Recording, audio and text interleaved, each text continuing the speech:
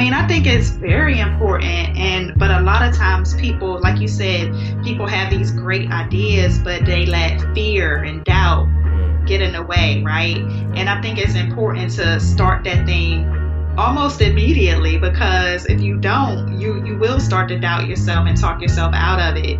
And I tell people all of the time, don't worry about the outcome, just do that thing and see what happens and comes from that. Right. But if you start, procrastinating and taking time, you might not ever execute on that idea. Hello, everyone. This is Alonzo Williams, and you are now tuned into the Everyday Stranger podcast. Let's get it.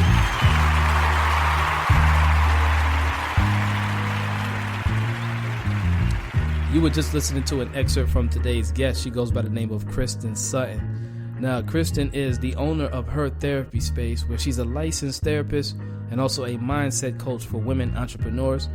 She's also the host for Debt Free Black Girl Mindset podcast, which is a really dope podcast. She's interviewing a lot of inspiring women, inspirational women who are sharing their stories as well on financial topics, plus more.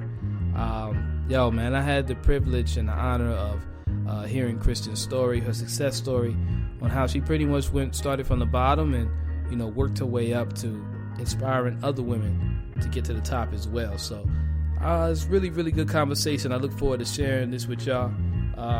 So yeah, we're going to go ahead and jump right into it. This is the Everyday Stranger podcast, episode number 15, with today's guest, Kristen Sutton. All right, y'all, enjoy. Peace.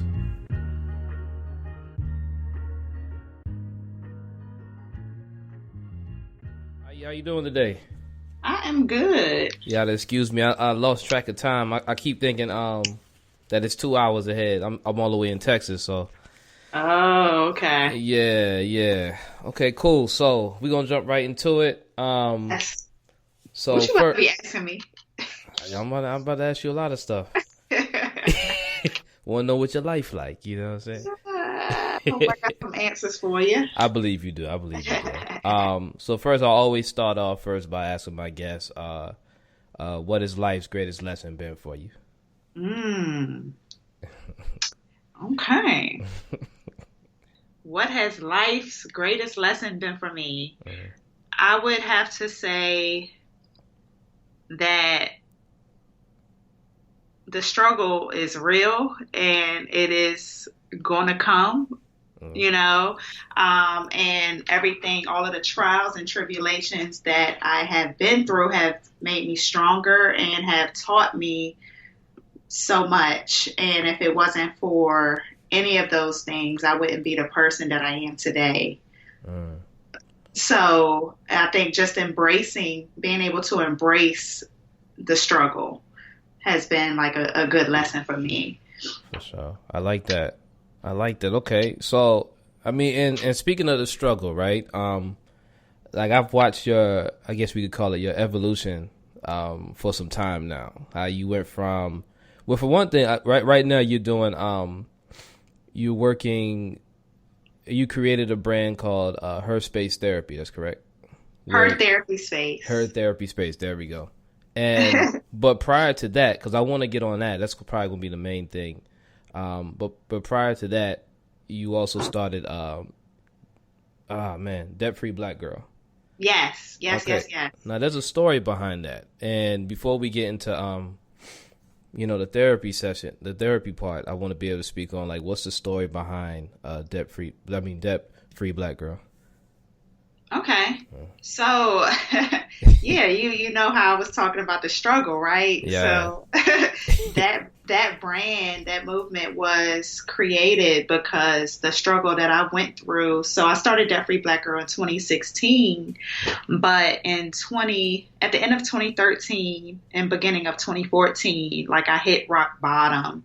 So once I graduated from grad school, I moved down to Atlanta with no plan in place, and I had some money in my savings, but I didn't have a job lined up or anything, and I was just really ambitious and excited to move from DC to Atlanta and just try something new.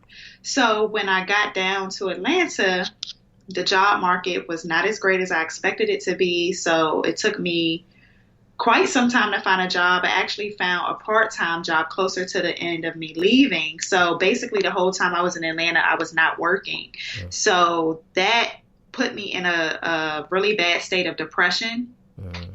And I was actually diagnosed with major depressive disorder when I was down there, gained 40 pounds. Really? It was bad. All I was doing was eating and sleeping.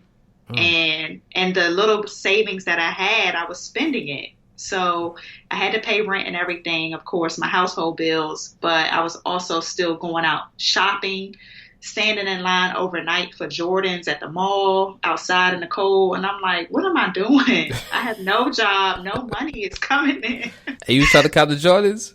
Right. Trying to cop some Jordans. Like, what is wrong with me? So that's when I started to realize that I really had a problem. My spending habits, prior to going to Atlanta and, college and working my first job, I realized that I love to shop. And I was just spending my money frivolously.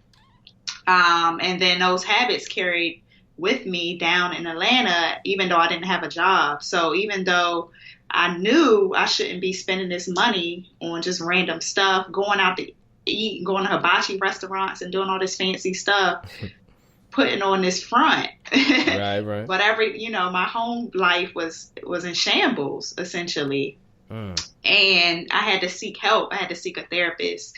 And that's when she was telling me, like, yeah, you need to get it together. I only saw her for like maybe 2 to 3 sessions because I couldn't really afford her for real either while I was down there.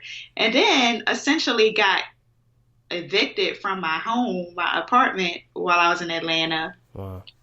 And had to move back to DC. So once I got back to DC, I'm like, something has got to change.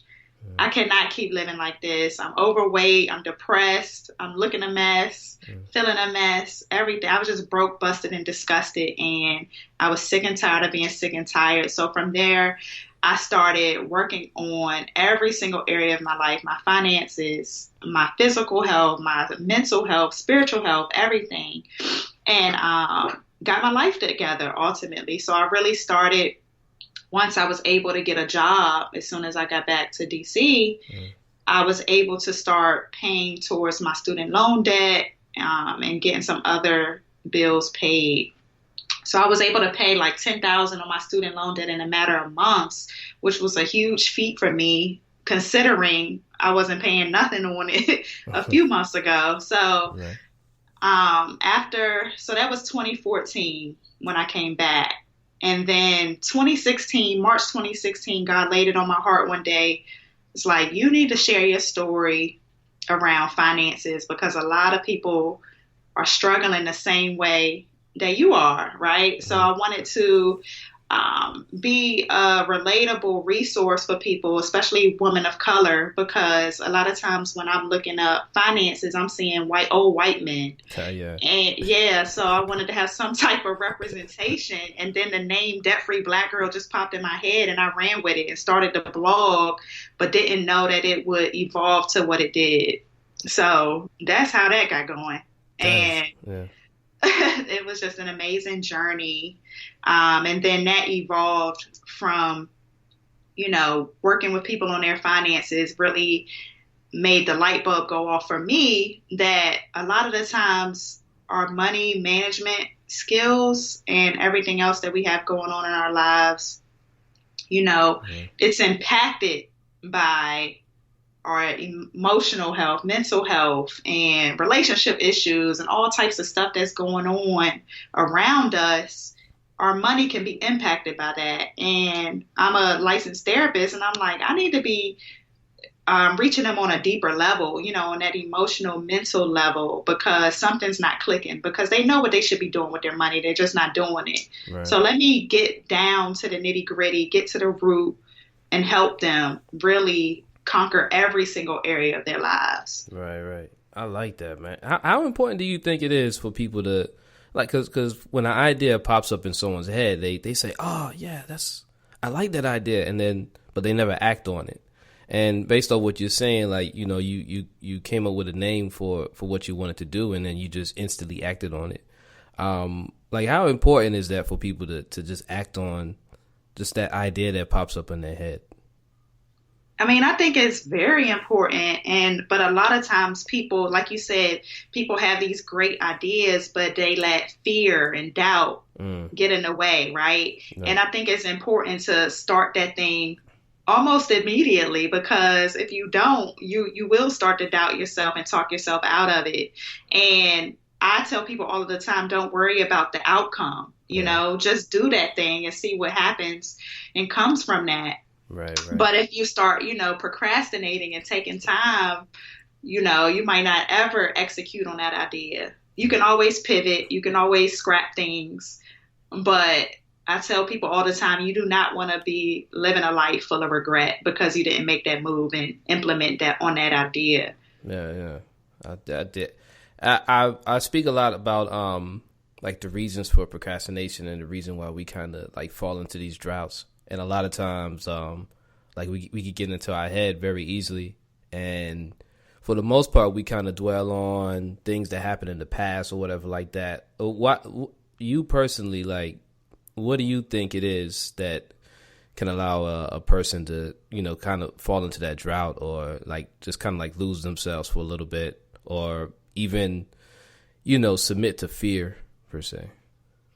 I mean, the brain is powerful, right? Our mind is powerful.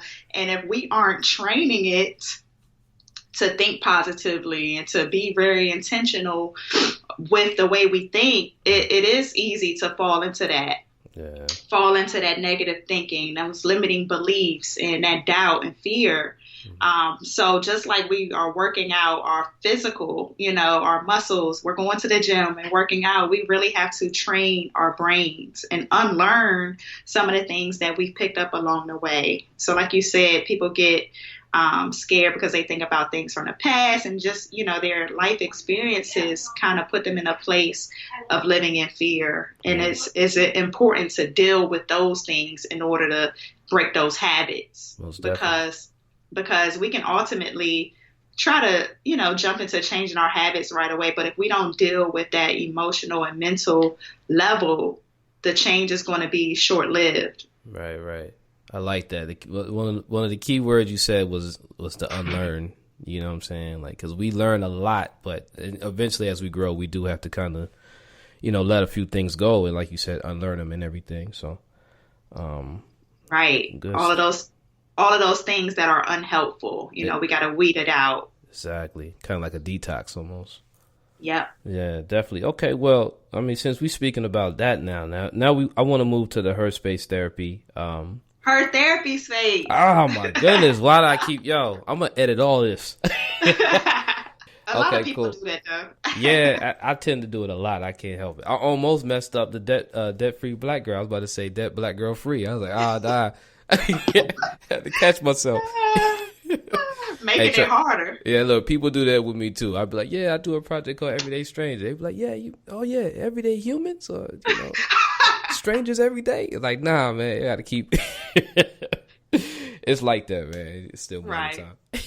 But yeah, I want to get into her therapy space. So I'm assuming, and I'm gonna take a quick jab at it, like a guess. I'm assuming that you may have started her therapy space due to one, what you experienced, and maybe you're wanting to share that with people because you feel like you're definitely not the only one that has experienced this before. You can let me know if I'm right. If I'm not, let me know exactly what got you from changing, because you actually left Debt-Free Black Girl and you pursued a different venture through this. So what's the story behind that? Right. So, I mean, I was always in psychology and mental health. Mm-hmm. So I went to school for it, got my degree, got my master's, and ultimately I'm licensed in DC to practice. Okay. So I'm a licensed professional counselor, and I was doing that work alongside Debt-Free Black Girl. So in my day job, I was ultimately working with clients every single day, helping them through their issues. And when I decided to start Debt-Free Black Girl and move into the personal finance coaching, everything was all good. And I wanted to touch on how our mindset and things like that impacted our money management. But then when I was getting on the phones with these people, with my clients, and we started talking about everything but money, that's when it clicked. Like, I should be utilizing my expertise more and stop playing. I felt like I was limiting myself and playing a bit small by, working in that debt-free Black girl space. So I didn't know when I quit Debt-Free Black Girl and started shifting more into mindset coaching in September 2018, September, October-ish. I didn't know that I would start a practice. I didn't know Her Therapy Space would exist in June 2019. That's when I started it. It literally happened within like a matter of a week or two. I had the idea and just executed on it. My friend was like, "What's holding you back from starting a business tonight?" Like, I was in the lab with her, in the office with her one late night, and I got everything together that same night and was like, "You're right. I don't need any." There's very low barriers for me to start this business. I already have what I need. I'm equipped with my license, and I can start talking to people immediately. Right. So I just took that leap. And now I am working on trying to bring on a contractor to help me out, because I ultimately wanted to be a group practice. I don't want to be the only one doing the therapy work. So I'm trying to grow it into a space where there are a bunch of clinicians helping women of color. My specialty, I love working with entrepreneurs. Because, as I was saying, a lot of people let those fears and doubts hold them back. And then with entrepreneurship, the journey is so hard, and a lot of stuff happens and comes up for us. And it's important that someone has support around the journey. So a therapist, a coach, some type of person holding them accountable and pushing them to their greatest potential. Right. So, yeah, that's how that got going. So it all started from a practice that you were doing by yourself. Right. And what was the practice like? So practicing it's tough, right? Because one, the work is draining. Okay. Because you are literally talking to people all day about the struggles that they're going through and taking on their emotions and stuff like that, and having to work through those things with them. And then you have to go live your own life, right? And deal with your own issues. So it's really draining, this work, but it's very rewarding. And I'm only one person, so I can only reach but so many people in a week. You know what I mean? Yeah. And I'm the vision that I have for Her Therapy Space. Like, I want multiple locations, maybe go to another state, and set up shop somewhere else. So I'm going to need a bunch of people who are advocates for mental health and who are passionate about this work and passionate about seeing people fulfilling their purposes and not letting any obstacles stand in their way. So, yeah. Yeah. Dope, man. This is some good stuff, yo. You being a no, definitely, you're welcome. You being a Black woman is very inspiring, because I speak with a lot of women in general as far as like business wise, and I'm the type, I love to give people ideas, or at least push people to like do the things that they're aspiring to do, right? I notice a few things though. It's always difficult. I'm gonna ask you, because you being a woman, I think it'll be better for other women to hear this. Do you feel like women are, or a lot of women, or Black women, or women in general, are intimidated by entrepreneurship due to the societal pressures or whatever it may be? Yes, I think it is intimidating at times. One, we're in a great season right now, because there are a lot of entrepreneurs, people of color really going out and starting their own things. But I think a lot of people that haven't started something yet, right? Like, let's say, for instance, someone sitting in their room right now having these great ideas, but have not really executed. I know I've seen a lot of people get intimidated by what's already out there. Right. And, especially with social media where, people are showing off their highlight reel and, really, portraying that they're thriving and doing these things, people can really let that hold them back from putting their idea out there. Like, what makes me so great? Why would people listen to me? It's already people doing this. What do I have to bring to the table? Yeah. But I want people to understand that we are all unique. No one has our story. No one has our experiences. And there are people attached to every single one of us that we're meant to impact. So just because it looks like someone else is doing the same thing, that has no correlation to the impact that you can make in someone else's life. So even though I do see people get intimidated, a lot of the times, we shouldn't let that intimidation hold us back, because it's not about us. Right.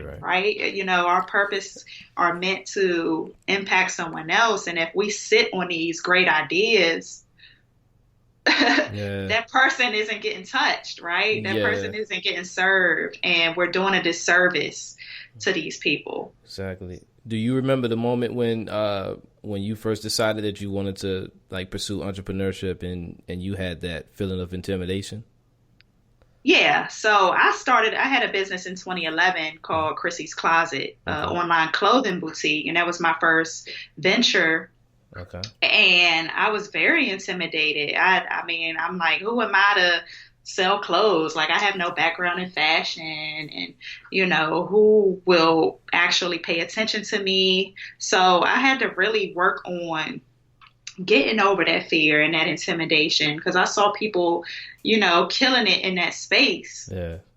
But I had support around me. So it's really important that you have a circle of people that are going to root for you and really want to see you win, because you can have people in your circle who don't want to see you win, who are negative, they're thinking small, and that can hold people back. So one, I had to have that support, right? Because when I'm weak, I need to hear a good word from someone else, right? A word of encouragement to get me through. So with that circle of support, and with, like I said, that idea or that thought of, okay, what's the worst that can happen if I start it, right? Right. I can always scrap it and say it didn't work out. So I initially started with thrifting at the thrift stores, and selling my clothes that I already owned out my closet. Oh, man, genius. Right. And literally, that's why, the name Chrissy's Closet came into play, and people loved it. But when I was in Atlanta, that's where I slowed down and ultimately scrapped it, because when I was so depressed, right, I wasn't doing anything with my business. I didn't have the mental capacity to do anything. And that's why I want to see people make sure they're taking good care of their mental health, because it can literally ruin your business. Right. It impacts everything. What, if you could define depression, just off the top, based off your experiences and what you feel. One, how do you view depression, and where do you feel it comes from? Right. So with depression, right, a lot of people, when we think about depression, we think sadness and things like that. But it shows up in a lot of ways that I think a lot of people sometimes don't recognize. So I want to talk a bit about that, because some people might be struggling with depression and not even being able to put a label on it. Right. So it shows up so remember how I said all I was doing was eating and sleeping? Yeah. So a lot of times it impacts your appetite and impacts your sleep. It could go either way, right? Some people sleep more, and some people, may not be able to sleep through the night. Some people may start overeating. Some people might have a loss of appetite. It shows up as low energy, low motivation to do anything. Like I said, I basically nixed my whole business because I was in such a depressive state. Mm. So, sometimes you might not want to get out of bed. It shows up like that, or, really not as passionate in the things that you once were, and things like that. It shows up in isolation. Yeah. A lot of times you want to retreat. You want to be by yourself. You don't want to be around people. When I was in Atlanta, of course, I was away from my family and friends, and I barely talked to them. Like when you ask any of my family and members or friends about that time frame, I literally isolated myself, and ultimately that probably made things worse for me. So it's important that you try to stay connected with someone that you trust, someone that you can open up with. Because if you aren't seeing a professional, I mean, ultimately, I think you should be seeing a professional if you start to see some of those signs, right? To get some help to work through some of those issues. But also having someone in your corner on in your day-to-day life that you can connect with. And then, making sure you are doing the basic living needs. So daily activities, feeding yourself properly, just making sure you're getting up and moving. Yeah. Taking a shower. I mean, just doing those things, to keep you going. Right. Yeah. Doing the essentials. And when you start seeing those things slipping, you're not taking care of those things, that's a sign that you should seek some help. Right, definitely. Okay. I can dig it. Now, with you, and first off, congratulations, you just recently married. Thank you. You're very welcome. And my question right now, because you're doing a lot. I mean, I already know how it is being an entrepreneur. It's no joke. You're constantly, you're constantly on the grind for the most part. There's a lot of ups and downs in this, and you can't really predict the future sometimes. But with the marriage and then also being an entrepreneur, how do you manage to balance work and life? Like, what does one day of Kristen look like? So I'm probably a bad person. Yeah. No, it is what it is because I'm gonna just tell you the real. I mean, I feel like I don't have much balance, right? And that's something that I've always struggled with because I'm like an all in or all out person. Yeah. And I know, especially when I was doing Debt Free Black Girl, I would stay up till 4 or 5 in the morning every single night, and then sleep until the afternoon. I just had a bad sleeping habits, bad eating habits. I would barely feed myself throughout the day because I was so so into the work. Yeah. And now I moved away from that, more now. But with therapy work, it's a lot of times people want to see you around they want the same times that everyone else wants. So either early in the morning or in the evening times, right? Because they're at work during the day, which I get, but I can only, like I said, I'm only one person. Right. So, but I have to be somewhat accommodating to some of those hours if I want, to have a thriving practice. That's why I said I want to bring on other people. Right. So my Monday through Wednesday, I'm working 8 a.m. to 7 p.m., which is crazy. Yeah. Seeing clients. That's grind time right there. Goodness. Right. Seeing clients back to back. And like I said, the work is very draining. Mm-hmm. So oftentimes I don't have much downtime to take a breather and really, rejuvenate my own self. Yeah. So the latter half of my week is a little lighter. So like today I have 3 clients. Yesterday I had 3. So these days I have a little more wiggle room to get back to myself and to, manage my own mental and emotional health because I have to recharge, especially, like I said, after hearing everyone else's stuff. Right. So on the weekends, I try to do a lot of relaxing and getting back into my self-care routine. And I've just started trying to get back on working out more frequently so that, I can stay in the best position that I can be in so that I can be of help to others. Yeah, because if I'm not well, I can't pour out. Yeah, it's facts. That's super. With all that, I mean, how much do you love doing this though? With all the draining moments and, the clients and the long hours, like on the level, like how much do you really love doing this?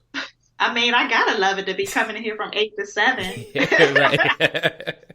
So yes, I do love it. Yeah. So even though it's tough, even though it's draining, I wouldn't change this life for anything. Like that's how I knew it was time for me to make a shift, right? So from the debt-free Black girl work into more, therapy, counseling work, because I just can't get enough of it.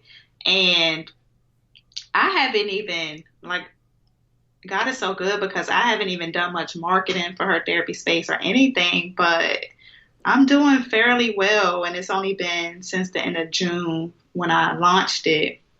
Wow, And right. So I'm just like, okay, I'm about to really get my marketing together and really start campaigning really hard. And I'm like, just imagine where this thing can go when I put my all into the business side of it, because I'm putting my all into my clients and then their sessions and things like that.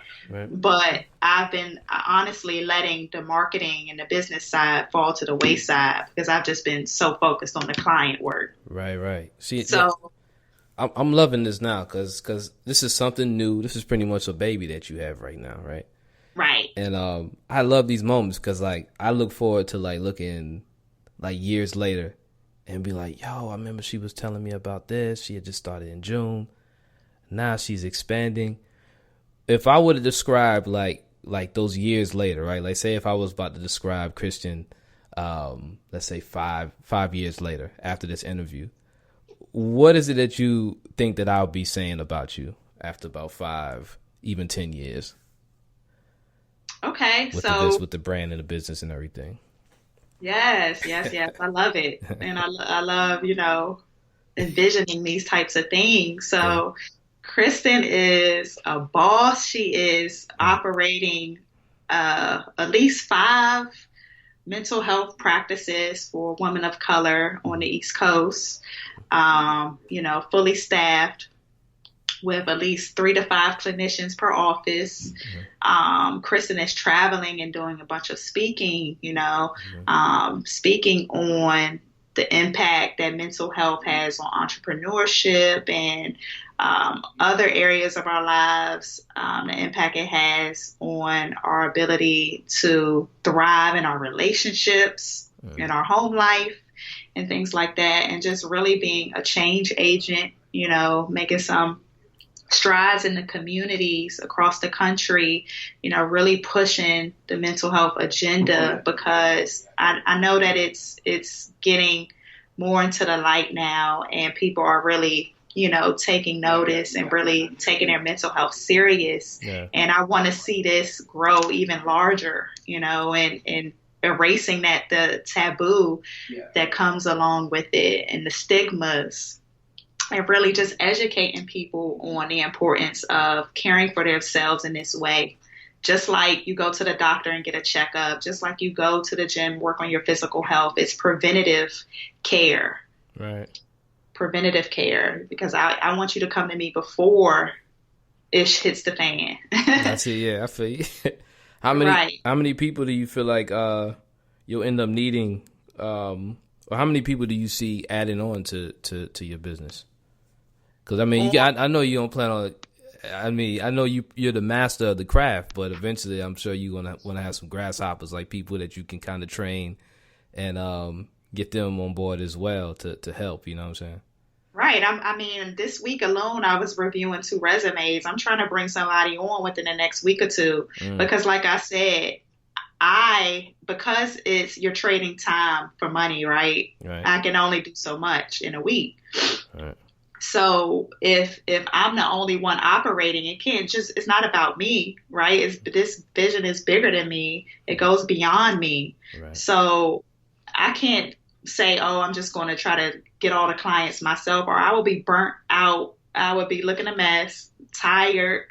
Like I said, I'm trying to get away from those 8 to 7 days. I'm not trying to do that for the rest of my life. Right. So, like I said, I want at least 5 clinicians a location. I'm trying to have at least 5 locations. So what's that? 25 clinicians under me. Yeah.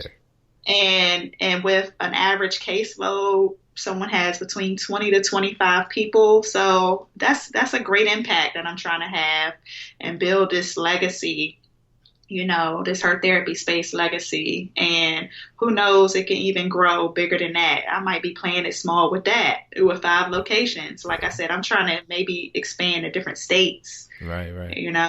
That's and make it more accessible and do online stuff as well. That's what I'm talking about, y'all. Man, I like hearing that. To me, that's big. You know what I'm saying? Like, that's thinking big, or at least big enough for the time being. So that's good stuff.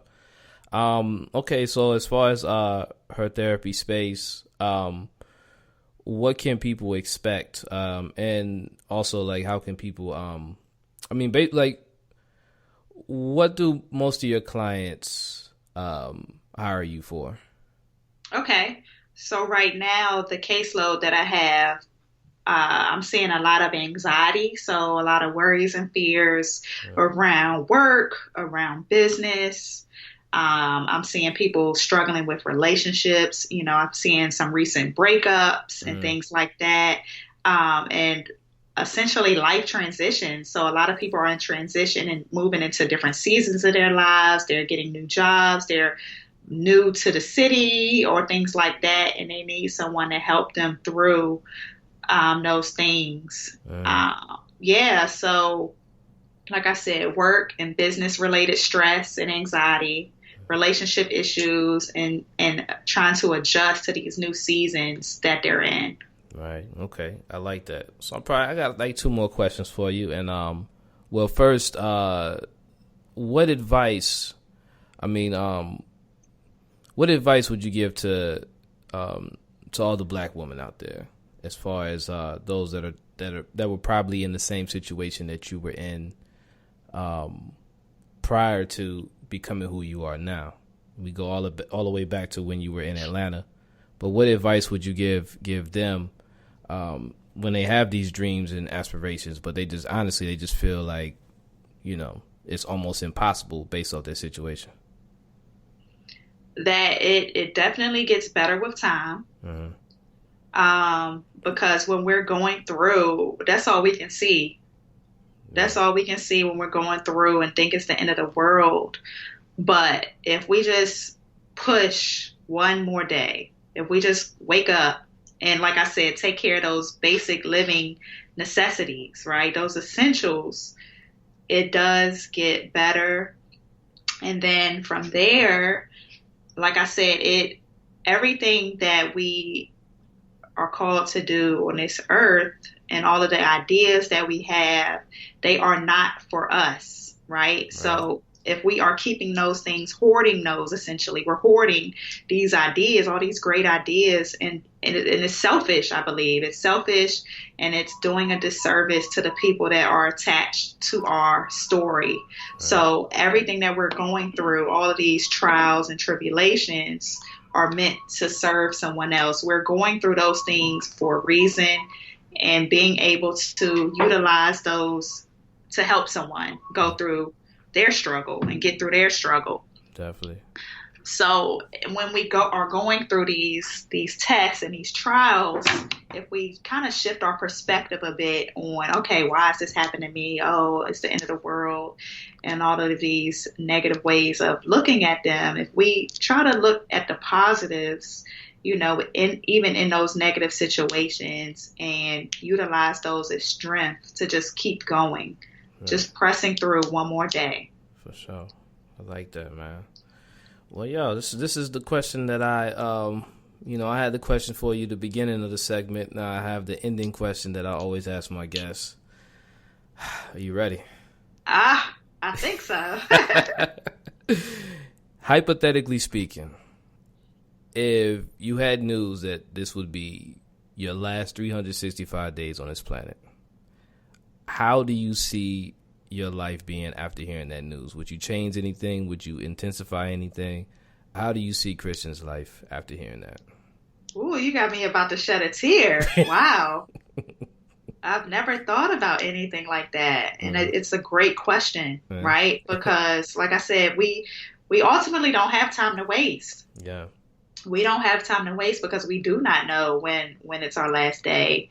And because it's not about me, the way I see my last 365 days is just really making sure that I am spending my time wisely, making sure I'm being intentional about the people I'm surrounding myself with, the people that I am speaking with. So I will try to impact as many as I can. So I would get out of, like I said, get out of my own way, essentially, because I still struggle with, like I said, balance and putting myself out there. Like, I get so caught up in the client work, but I still don't show up as much as I could to impact people on a larger scale. Right. So I would be doing more of that, showing up more consistently, creating a ton of content that can reach the masses and that can be timeless. So creating videos, doing more speaking engagements and things like that,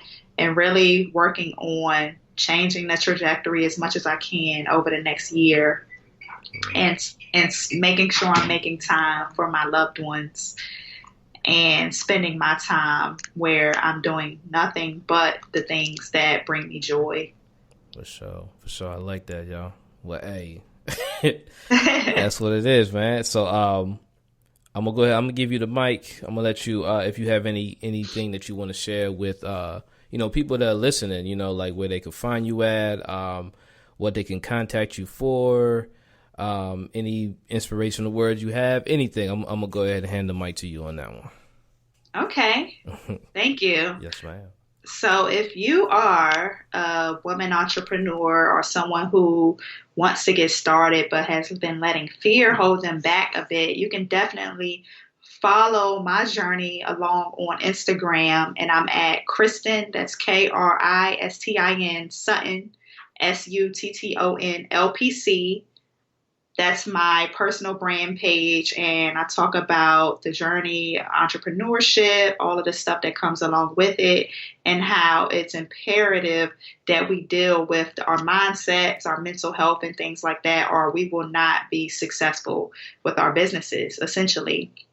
So you can reach me there. And then also my practice, Her Therapy Space, which is based in DC, Washington, DC, can be found at hertherapyspace.com and Her Therapy Space on Instagram. Follow that page for, mental health resources, tips, things like that.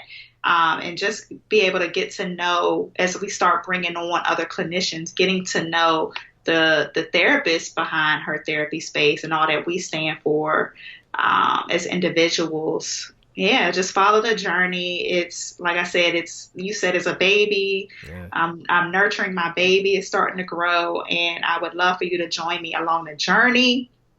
And if you need help in any way, you can always shoot me a DM or shoot me an email. I think my email links are in my Instagram.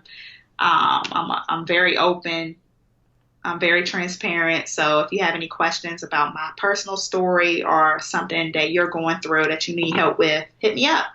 That's what I'm talking about, y'all. Hey, I just want to let you know, Kristin, that from the jump, since when I found out you had did the Debt Free Black Girl, the podcast, and I remember you just basically posting constantly on Instagram, like you was grinding, and eventually things just picked up, and I was like, yo, she's making a lot of progress, and I was like, yo, and she from VA, so it's like, okay, this is good. I'm over here, I'm rooting for you, like, okay, yeah, we got some people from the home team. But I just want to encourage you to keep going, man. And like I said, I'm always rooting for you. And man, just keep up the great work for real, y'all. Thank you. Because like I said, when I started Debt Free Black Girl, I just thought it was going to be a little blog. I didn't know I would be featured in Essence and speaking in front of white women about money and doing these random things that I just didn't know would come along with that. So that's why it's important that y'all just start. Just start. You gotta do, y'all. You just gotta do it. Like I say, you can always pivot. You see that I pivoted, For real. And you can always make changes along the way, but just start. That's how you learn. That's how you gain more clarity. That's how you start to realize, okay, maybe I should do it this way and things like that. But if you do not start and do the actual work, you wouldn't know. Definitely. You wouldn't know. For sure. Yo, we're going to do a part 2 real soon. I know you got moves to make. I promise you it'll be at least an hour, under an hour. So, next time I'm gonna make sure we try to book another interview so we can do this again. Yeah, this was great. I can't wait to hear this.